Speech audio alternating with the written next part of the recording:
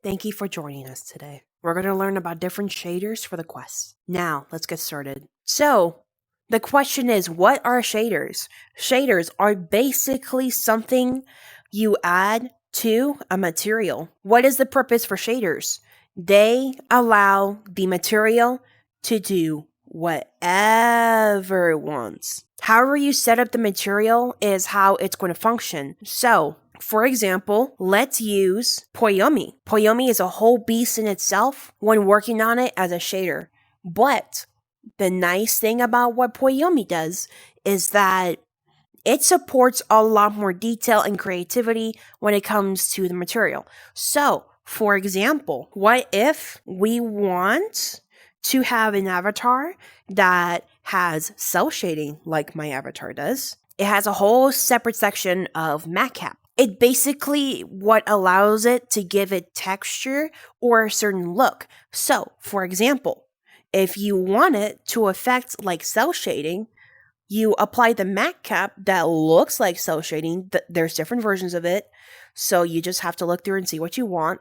And you apply that and you mess with the settings a little bit to make it not as dark on your avatar because there's a specific way that it's set it up. And you'll be able to have cell shading on it. It also supports other things like rim lighting, different types of shading, different types of things it works around with. Like, for example, you could actually use Poyomi to make a realistic look of cloth as part of like the shader process. That's what you can do. It allows you to work with so much in just one material, so that way you don't have to make multiple at once, or you don't have to force it to work around it with very limiting stuff. Now, the question is, can Poyomi work for Quest? And the answer to that is no. Why is that not possible? When it comes to shaders, PC can actually handle custom shaders, because PC is just a platform where VRCHAT is able to handle a lot more stuff. So, for example, it can handle a lot more detail, it could handle processing, it could handle a bunch of stuff that Quest is basically not able to do. Quest is nice as a headset to where you could travel wherever you want with it and still use it. However, it's also limiting with how it's built.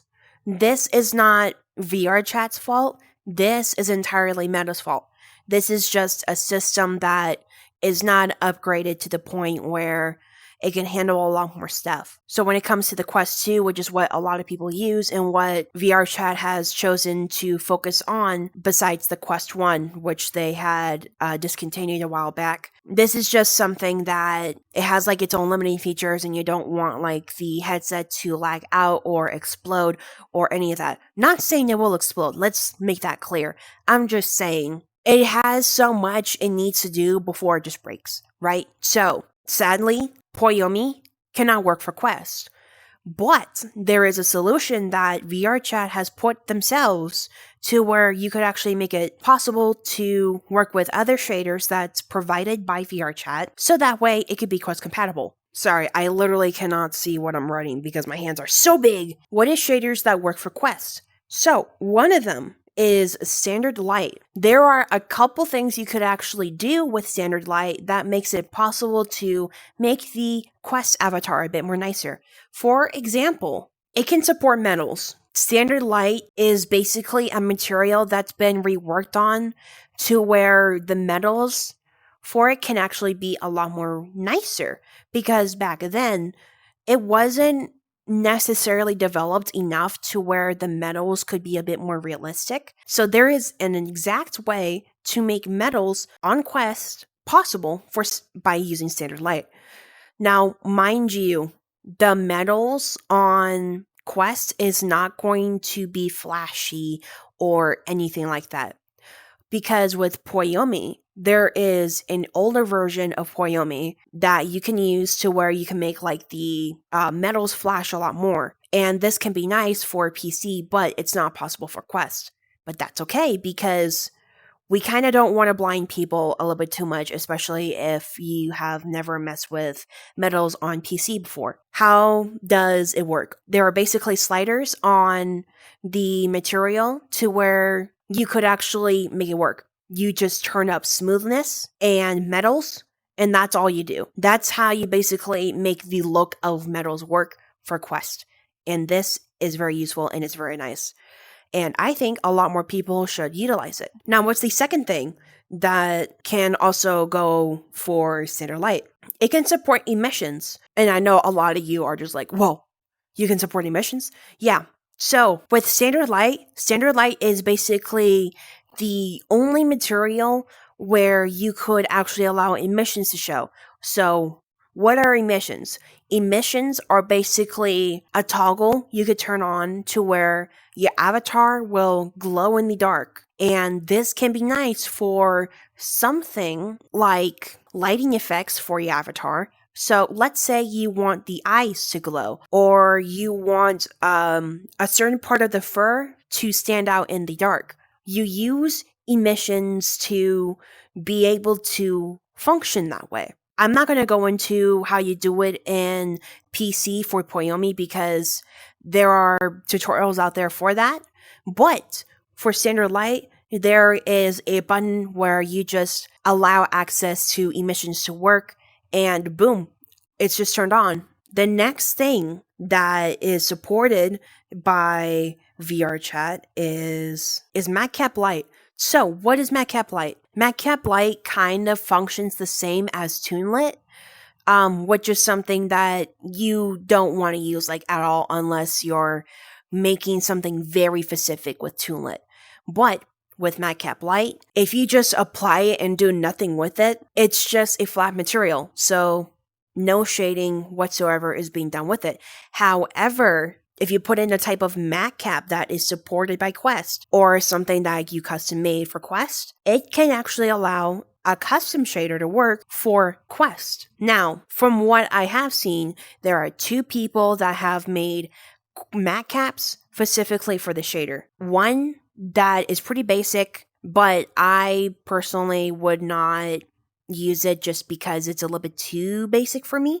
So I am actually going to recommend a very specific type of matte cap that I have seen online that I have actually used for this avatar that I'm wearing right now. You want to use Quest Rim Lighting Matte Cap by Core Gira on Gumroad. Why am I recommending this person? It's because they have a specific type of matte caps supported for Quest that is pretty versatile. So let's say you don't like the color of the matte cap that you applied. You can just add in a different color so that way, you can make it look nice.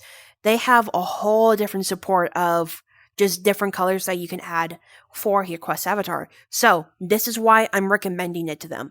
The other one you can use, I'll actually recommend the name right now, but it only has 2 matte caps. One's lighter than the other. It's just 2. That's it. Like, there's nothing else added to it. It gives kind of more of like a softer look than what this matte cap would do, but I prefer using this one just because of how versatile it is. Now, the last one that is actually my personal favorite is particles. So, I'm pretty sure a lot of people actually don't know that there are shaders that support Quest for the particle system. There are 2 ones that I will actually name that completely supports VRCHAT avatars. What do you use Multiply for? Multiply can be used for blush. Now, there is a very specific problem when it comes to Quest avatars that the blush will not only just be red, but it'll also be blocky. So to basically get around the problem, you want to use Multiply to give the blush an actual realistic effect. I'll actually get into it in another video for blush, but there is one that I actually do want to get into that I have discovered it before, but somebody else had already shared.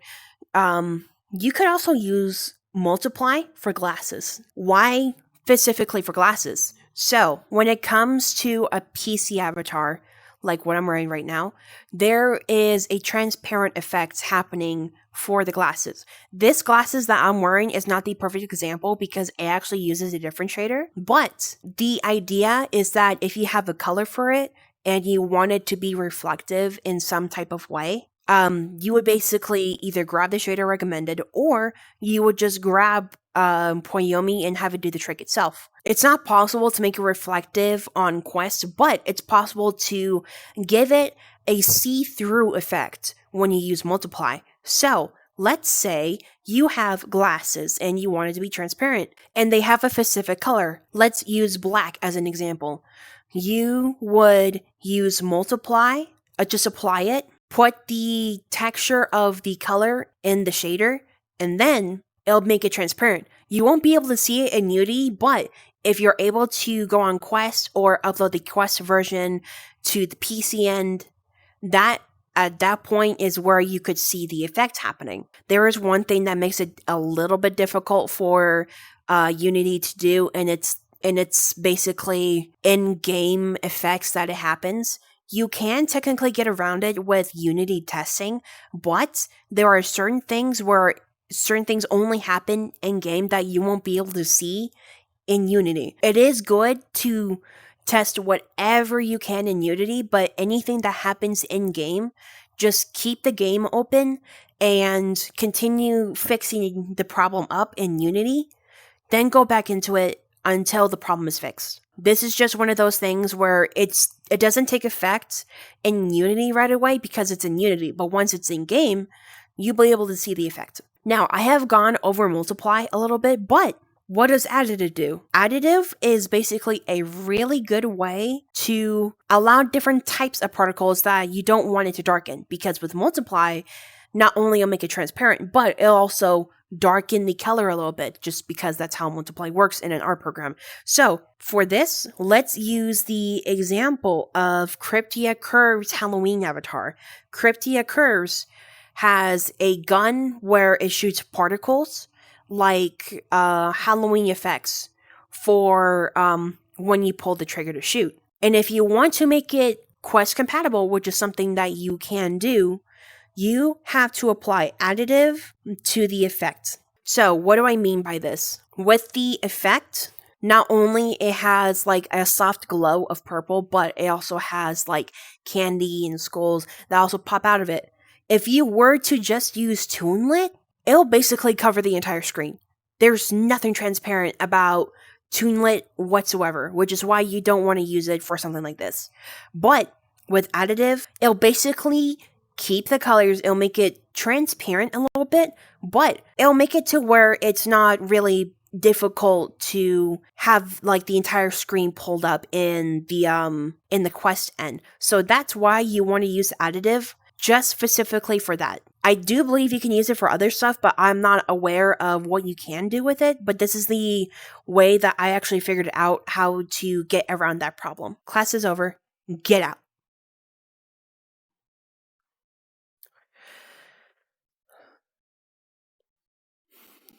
Amazing. They have no idea that I had to re-record all of this after I filmed the first version, and then I filmed the second one in this world just so that I could film the first version in